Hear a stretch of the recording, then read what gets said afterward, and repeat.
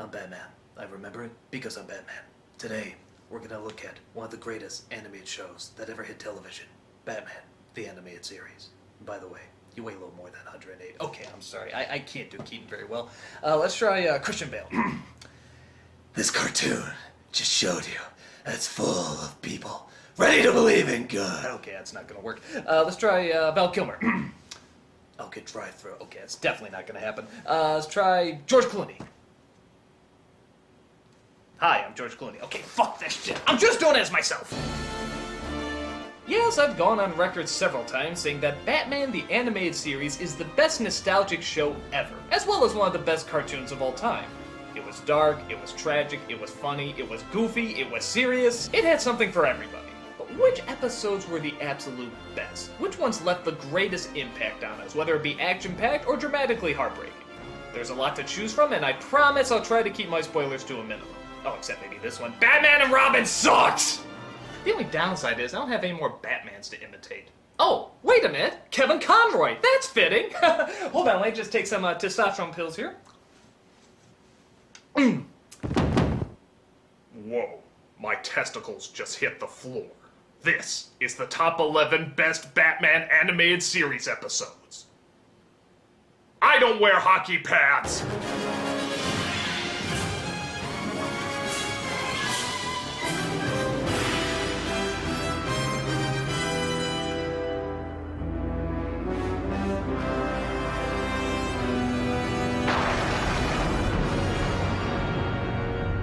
Number 11. Beware the Grey Ghost. Though a good episode, a lot of it holds up particularly well because of the celebrity voice they use, but I'll get to that in a second. The episode centers around an old TV show called The Grey Ghost that Bruce Wayne used to watch as a kid. Years later, it turns out some psycho is imitating one of the villains from the show, and since all the episodes were destroyed, Batman goes to the star himself, the Grey Ghost, for help. I'm just an actor. The Grey Ghost was a part I played. The bombings in Gotham are exactly like an episode of The Grey Ghost. I need you to remember how it was done. It's a good episode because it's a decent mystery. It's neat to see Bruce Wayne's inspiration as well as actually some happy flashbacks to his childhood. And it also shows the dramatic downside to both having and losing fame. Although I will admit, it's a little weird to see Batman actually go fanboy for somebody. I mean, when you're a kid, it's one thing, but the idea of Batman, the Dark Knight, having a little shrine in his Batcave dedicated to a TV show? Jesus, Batman, you're a dork! As a kid, I used to watch you with my father. The Grey Ghost was my hero. Now, give me a lock of your hair. I'm totally gonna smell it every night! But what really makes the episode stand out is who they got to play the Grey Ghost. None other than the original TV Batman himself, Adam West. Like you said, you need my help. Rather than just make a funny little joke that two Batmans are in the same show, they actually demonstrate a lot of dignity in having these two together, and even cleverly mirror some of the realities that really did go on with the original Batman shows, but never to a point where it's insulting or it's satirical. I used to admire what the Grey Ghost stood for. I'm not the Grey Ghost. I can see that now. There was a real respect to this team-up, and it shows in just how much effort the writers and directors put into it. We became passionate about the episode because they became passionate about the episode. Two Batmans for the price of one. What's not to like?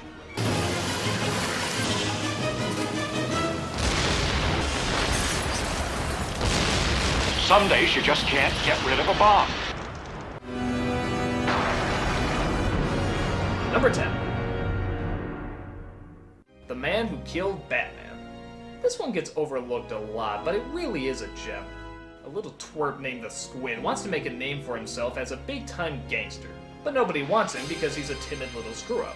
Why did you bring along that loser? He's useless. Not as bait for Batman. He'll be too busy kicking the crud out of Sid to notice us. But it turns out he stumbles upon a bit of luck when he accidentally knocks Batman off a cliff and apparently kills him. He came right at me. I was just trying to get away and he went over the side. Sid the Squid just off the Batman. Suddenly, he's the most notorious criminal in town, and everybody is in awe of his accomplishment. Suddenly I'm thinking, if I take down the guy who took down Batman, then I'll be the toughest guy in town. Hey, you got my vote, Chief. But again, with that fame comes a price. People start to challenge him to fights, others try to murder him. Even the Joker seems mighty pissed off that there's no more fun to be had with the mythical Dark Knight. There's a certain rhythm to these things. I cause trouble, he shows up. We have some laughs and the game starts all over again. Without Batman, crime has no punchline. There's an especially funny scene where the Joker actually throws a funeral for Batman, and of course it's totally keeping in character. It's time to look ahead to a future filled with smiles. Just as soon as we take that man there and slap him in that box there and roll it into that vat of acid there. And for the record, Harley's kazoo playing is nowhere near as good as Paw's kazoo playing. It's a classic case of a person who wanted fame and attention, but wasn't ready for the pain and responsibility that came with it. No one's that lucky or stupid. Yes, I am. The story is great, the scenes with the Joker are hilarious, and actor Matt Frewer as the Squid really makes a perfect comic foil. Oh. Sorry about the leather. It's a perfectly told tale of what happens when too much recognition comes to the wrong person at the wrong time. Guess I can't win for losing, huh? Number 9. Mad Love. One of the show's crowning achievements was the creation of Harley Quinn, who has since become many people's favorite Batman character.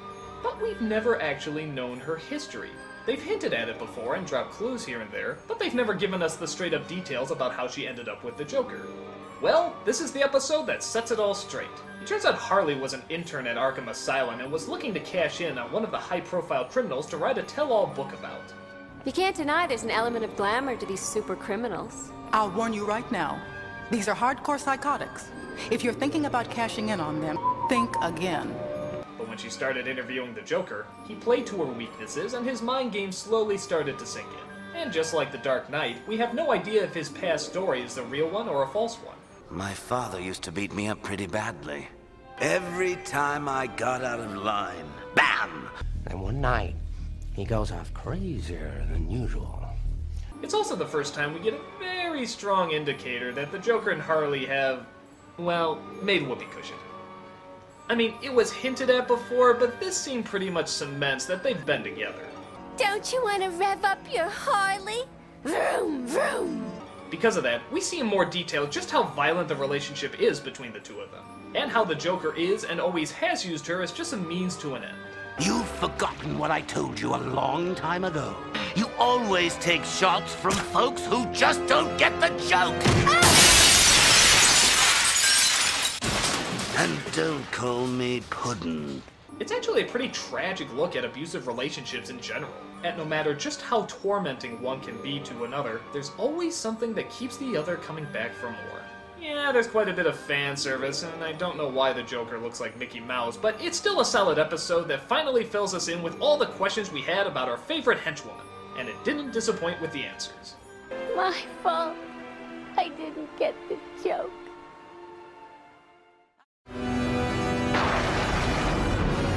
Number 8. Birds of a Feather. This is another one that's often overlooked. The Penguin, who's considered one of the more sophisticated of the criminals, decides he wants to change his way and become a civilized bird once he makes parole. And he means it.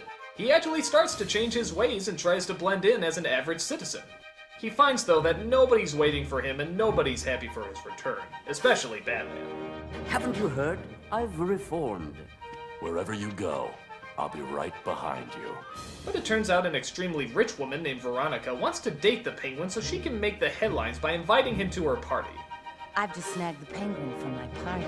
Why? For the entertainment, Dodo. Can't you just see their faces when that stuffed capon waddles in? She's pretty much dating him as a joke, just a means to get attention from other rich people. She quickly finds, though, that he's not as charming as she thought, and, well, it's pretty fucking gross. But the attention she's getting is far too much for her to pass up. While she's dating him mostly to make fun of him, the Penguin takes it very seriously, and even starts to fall in love with her. And after an incident where he saves her life, even she starts to see a little bit of good in him. You know, it was quite touching, actually. It's not often that a man rushes to my rescue. Unfortunately, he wants to see me again. But like all tragic tales, the truth is revealed at just the wrong moment, which causes the Penguin's heart to be broken and return back to his villainous ways. The episode is actually very similar to another one called Harley's Holiday, where Harley Quinn starts a new life for herself, finds it hard to fit in, and also tragically gets thrown back to her old ways. But this one takes its time a little bit more. It shows how involved the Penguin really got into the relationship, and how close he really was to turning over a new leaf. It's more detailed, it's more cruel, and therefore more sad. Not only does the Penguin almost truly reform himself, but Veronica almost does too. And if it didn't all spawn from such a cruel joke, maybe both these people could have turned out to be better.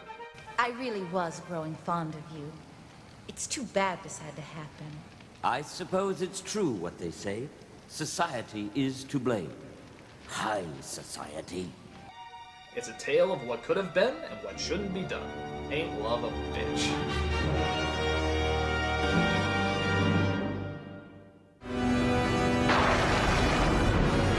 Number 7. Two-Face. Considered one of the most depressing of the Batman villains, Harvey Two-Face Dent is a criminal with a deep and complex backstory. He suffers from an extreme split personality, which causes him to flip-flop from a kind, intelligent politician, there's so few, to a bloodthirsty monster who lunges out at random. He has bad dreams, hears the voice in his head, and at the worst-case scenario, he actually becomes the other personality. I would like to talk with Big Bad Harv. I don't think he wants to talk. Please try. Big Bad Harv? Speaking. What makes this character so good in the show is that the transformation episode isn't the first time we see Harvey. They've actually established him several episodes before. He hangs out with Bruce Wayne, goes on dates, helps out the commissioner, so he was a completely set up character that we really got to like. So when this episode came out, it was a genuine shock to see the demons he was battling. If anyone's leaving, it's Mr. Goody-Good. And maybe you with them.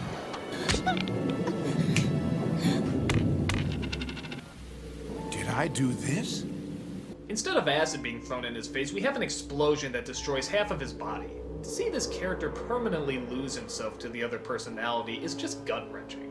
Throw in a tragic childhood, the fact that he had a fiancé, and on top of that, we even have the guilt that Batman feels for not being able to save his best friend.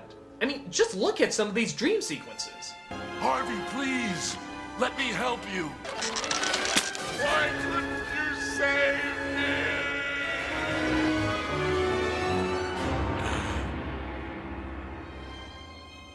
Why couldn't you save us, son?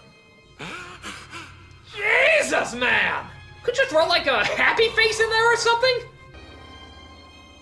Why couldn't you save us, son?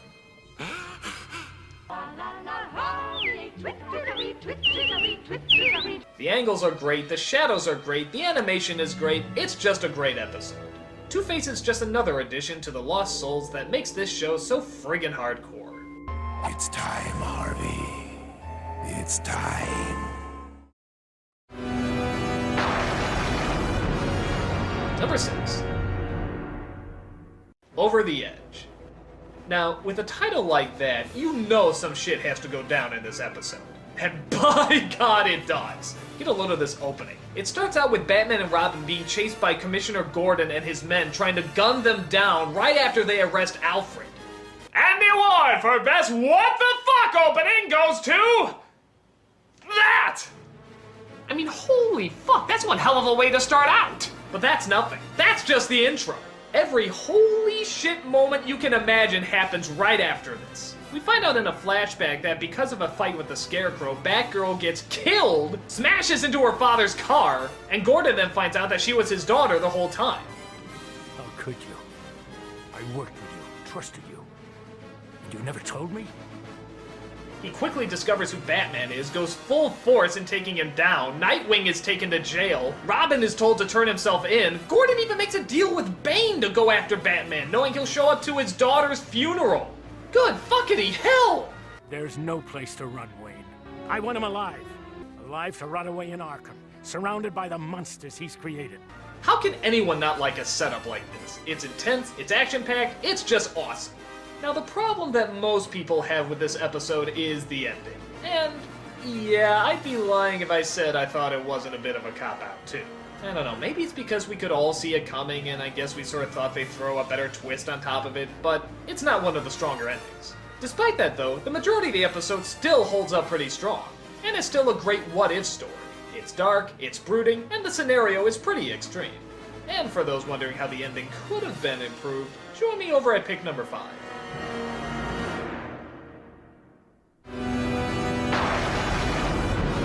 Number 5. Perchance to Dream. This is if the Over the Edge episode was fully realized, though taking sort of an opposite approach. Bruce Wayne wakes up one morning and finds that everything in his life has actually changed for the best. His parents are alive, he's marrying the woman he loves, and there's even somebody else who's doing the job of Batman. Selina, does the name Catwoman ring a bell? Bruce, you're beginning to worry me. What's this all about? He can't understand why, and even though everything is just how he's always wanted it, and even at one point starts to accept it, there's still a twinge of darkness that won't let him leave it alone. No. You're a lie. It's all a lie. Is it madness breaking through sanity, or sanity breaking through madness? Questions keep knocking back and forth in his head until it builds up to the ultimate showdown. Bruce Wayne versus his alter ego, Batman. You're not well, Mr. Wayne. You need professional help. Liar! The way he finds out that everything isn't as it seems is clever, but I don't know, I still sort of question it. Watch the episode to see what I'm talking about. But still, that's not what makes it good, though. What makes it good is not only his longing to lead a normal life and his actual enjoyment of it for a little while, but finding out just who is behind all this and how it's being kept going. In fact, if you listen to the musical theme, the answer is actually given to you very early on. Little touches like that are great, and it's nice to see what Bruce Wayne's life would have been like had it not been for that one tragic night. It builds up the sadness and brings on the darkness. It's a dream that could never be, and even harder to let go.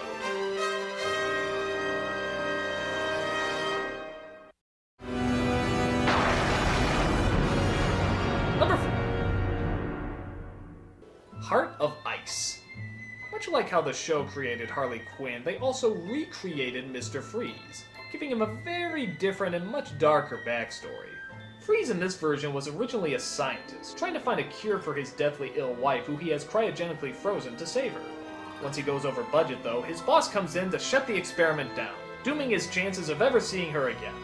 It's your only chance! This is my equipment! No! Freeze tries to fight them off, but gets knocked into a bunch of various chemicals that do all those creative things that a bunch of various chemicals do. In this case, make it impossible for him to live without being at sub-zero temperatures. It would move me to tears if I still had tears to shed. Thus, that's where the freeze suit comes from, and that's where his cold outlook on the world originates. I can only beg your forgiveness and pray you'll hear me somehow. Someplace where a warm hand waits for mine. The backstory was so good that now everybody uses it. The comics, the graphic novels, the TV shows. Even Joe Schumacher, to his credit, knew how powerful the image of a frozen loved one looked. But that still doesn't excuse that which shall never Never leave the cave without it. Don't tempt me, Clooney. The imagery this episode creates is always memorable and often duplicated. It's the kind of surreal imagery people love to use in Batman stories. And this is the episode that started it all. It made Freeze more than just a guy with a cool gun. It made him a Shakespearean tragedy. The music as well adds to the macabre wonder that the episode creates. The atmosphere in every respect is so heavy that the lines practically write themselves. To never again walk on a summer's day with a hot wind in your face and a warm hand to hold. Oh yes, I'd kill for that. A much better alternative than... Freeze well! That! Number 3. Trial. This episode brings up something that a lot of Batman fans have brought up for a while. With criminals like the Joker, Two-Face, and Clayface, is Batman doing more harm than he is good? Half the time it seems like he's almost created these villains. Does it turn out all along that Batman is actually the cause of the majority of misery in Gotham City? Well, all the famous villains get together to find out. They take over Arkham Asylum, capture Batman, and force the new district attorney to represent him. The only downside is... Wait, those were all downsides. The district attorney thinks Batman is just as guilty as the rest of them. Not only does Batman create these so-called super criminals, he takes it upon himself to be their judge and jury with no regard for the legal system. These are actually very good points. They're issues that have haunted what Batman, as well as what any other superhero does, for a long time. With the Joker as judge and Two-Face as the prosecution, the biggest gathering of villains in the show's history come together to see if they've been wronged by Batman's vigilantism. I suppose you, like your friends, claim that Batman drove you to be a criminal? He did.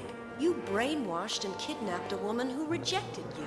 He was going to take her away from me. You could have respected her wishes. I'd have killed her first! It's a great episode not just for the issues it raises, but also for the fact that all of your favorite villains are in the same room. And the conclusion that the villains come to shows us once again why we love these villains and why they're so friggin' interesting to watch. It's a great idea, executed perfectly. The visuals are strong, the lighting is stylish, and it's just so awesome to see all your favorite baddies share the screen together. It's also great to see the DA go through her own story arc and come to her own unique conclusion while trying to juggle staying alive in a building of crazies. It's like a trial in Wonderland, you know, if it was done right. Trying to play to the sanity and order with a world that has little to none. That's all, folks. Number 2.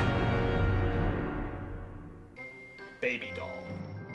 Many of you might remember my crossover review with CR on Familiar Faces with this episode, so you can probably get much more information about it there.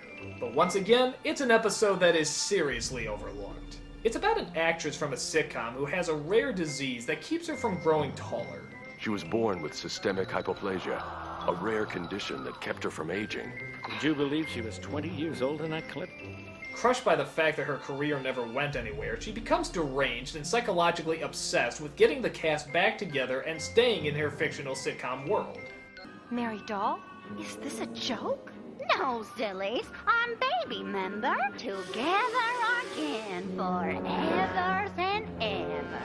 Well, this sounds like a funny scenario, and they do point out the silliness of it quite often. It still keeps us grounded in what's causing it. It addresses the pain that our villain is going through, both with the prejudices of being a little person and being a celebrity, especially an out-of-work celebrity, to a point where you actually feel bad you were laughing at her in earlier scenes. They also acknowledge that she made mistakes that isolated her from her friends, and that she feels there's no other place that'll accept her anymore except in her own demented imagination. It was hard for me out there. I studied and trained and auditioned, but no one wanted me. Over the years, I remembered how happy I was with all of you around me and the folks at home watching me each week. Me. Baby Doll. They really dive into what it means to make mistakes, adjusting to them, and having to live with the changes in your identity. Like many great Batman villains, she comes off as being creepy, intimidating, and also kind of funny. But it's the third act that really becomes the emotional tearjerker. I won't give too much away here, but let's just say it's one of the most heartbreaking moments in the Batman series. And given the lineup that we've had on the show, that's saying a lot. Why couldn't you just let me make believe? It's a great episode with a great villain and a great ending. It's easily among one of the best.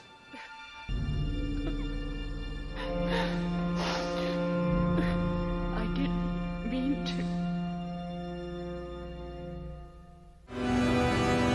And the number 1 best Batman the Animated Series episode is... Almost Got Him. This is just a perfect episode. The setup, what can I say? It's incredible. The Joker, the Penguin, Two-Face, Poison Ivy, and Croc are all playing poker together. That image alone is fantastic. But it gets interesting when they start betting on who's come the closest to killing off Batman. I've come the closest. Are you kidding? I was the one who nearly... Nobody's come closer to snuffing the Batman than me. The fact of the matter is we each have an almost Gotham Batman story. I know mine's the best, but let's hear yours anyway. So each one tells their tale about how they almost got it. The stories are creative, the action is strong, and the ways they've almost done him in actually are pretty damn entertaining. But it's the interaction off one another that really makes this one the best. Half of me wants to strangle you.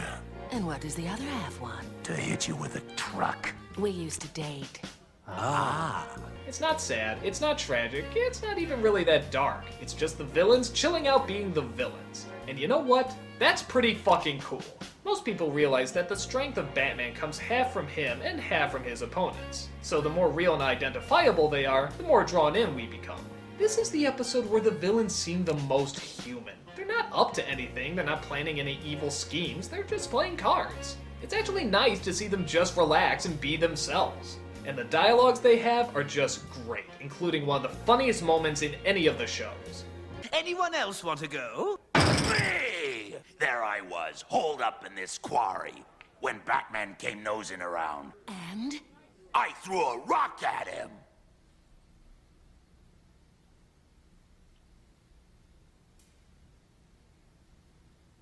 It was a big rock. It's also the first time the show had 5 of the major villains in one room. This would be upstaged later with the trial episode, but for the time, this was pretty friggin' awesome that we saw this. It's sort of like when all the villains got together in the Batman movie. It's just so cool to see them working off each other. The writing is great, the animation is great, the stories are great, and it even builds up to a bit of a twist at the end, to show that the episode actually did serve a purpose outside of just seeing the bad guy shoot the shit. But like I said, it's the interaction of the bad guys that makes it so perfect. The way they work off each other and even poke fun at each other's flaws. Prepare to meet your end within my aviary of doom. Aviary of what? Yeesh, Pengers. How corny can you get? It's just an awesome episode, and it makes these characters seem surprisingly much more three-dimensional than if there was an entire episode dedicated to one of them. It's just everybody doing what they do and doing it at their best. It's an absolutely perfect episode. Almost got him.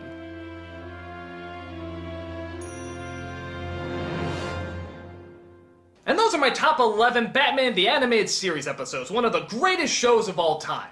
Now for those of you who didn't see your favorite episodes on the list, here's my runners-up. There you go. I'm the Nostalgia Critic, I remembered, so you don't have to.